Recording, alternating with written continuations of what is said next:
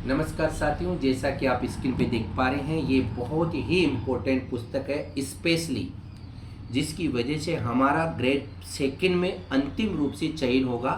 अर्थात रचनाओं की ये बहुत ही बेहतरीन पुस्तक है।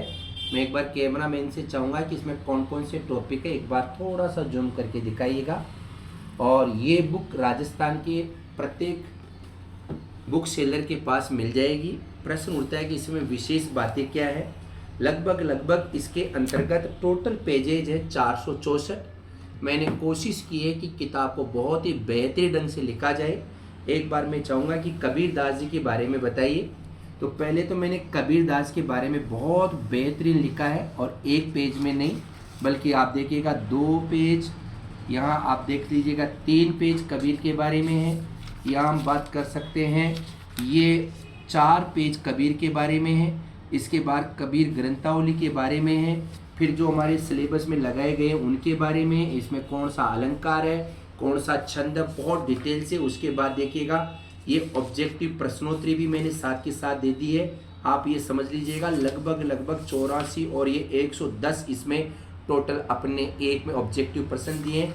ऐसे हर टॉपिक की बात करेंगे। रामचरितमानस का बालकांड देखो आप, तुलसीदास जी की पूरी रचनाएं मैंने ट्रिक से लिखी है, एक बार जरूर देखना चाहिए इस किताब को। फिर हमने रामचरितमानस के बारे में लिखा। फिर बालकांड कौन सा कांड है, बालक अयोध्या ने अरण्य की सुंदर लंका को उत्तर दिया। फिर बालकांड की कथा को मैंने लिखा है। फिर इसके ऑब्जेक्टिव प्रश्न है। अब ऐसे हम बात कर रहे हैं आचार्य रामचंद्र शुक्ल जी के निबंध, आप देखो उत्साह, तो इसको बहुत बेहतर ढंग से मैंने लिखा।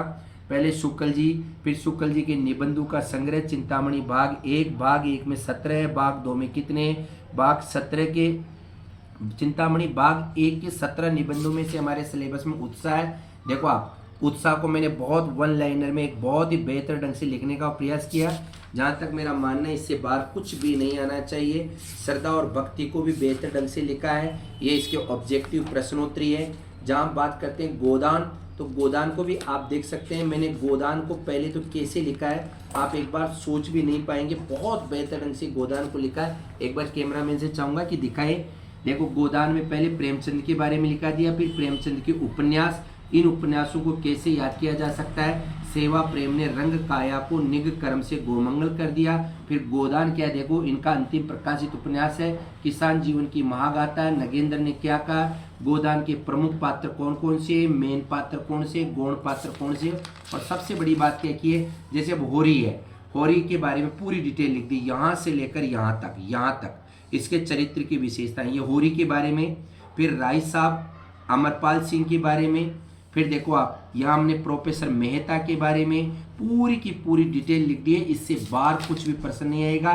फिर हमने गोदान उपन्यास का सारांश लिखा, फिर डिटेल से लिखा है, ऐसे लेकर जेड तक कुछ भी नहीं छोड़ा है। सबसे बड़ा गोदान ही है, एक बार इसको भी पढ़ना चाहिए, क्योंकि अगर इसको शॉर्ट कर देते तो आपकी समझ में ही नहीं आती।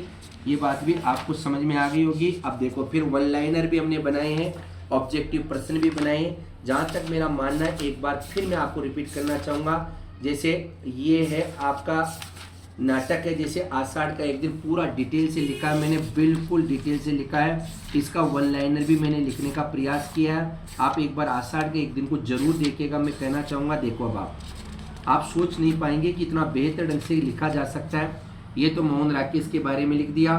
फिर आषाढ़ का एक दिन कब लिखा गया, इसके पुरुष पात्र कौन कौन से, स्त्री पात्र कौन कौन से, प्रतीक योजना क्या है, नाटक का सारांश क्या है। देखो कथा का आरंभ आषाढ़ की मूसलाधार वर्षा के प्रकृति के सुंदर चित्रण से, ये सब वन लाइनर है, देख लीजिएगा आप। ये पूरा का पूरा सारांश है। ये फिर महत्वपूर्ण बिंदु है। ये इस प्रकार पूरा का पूरा नाटक और ऑब्जेक्टिव है। ये किताब राजस्थान के कोने कोने में, मैं चाहूँगा कि अगर वास्तव में आप सेकेंड ग्रेड के वरिष्ठ अध्यापक बनना चाहते हैं तो इससे बाहर रचनाओं में कुछ भी नहीं है, कोई कटौती नहीं गई है। ऑब्जेक्टिव प्रश्नोत्तरी है। राम राम। अपने साथियों को जरूर बताइए। Thank you.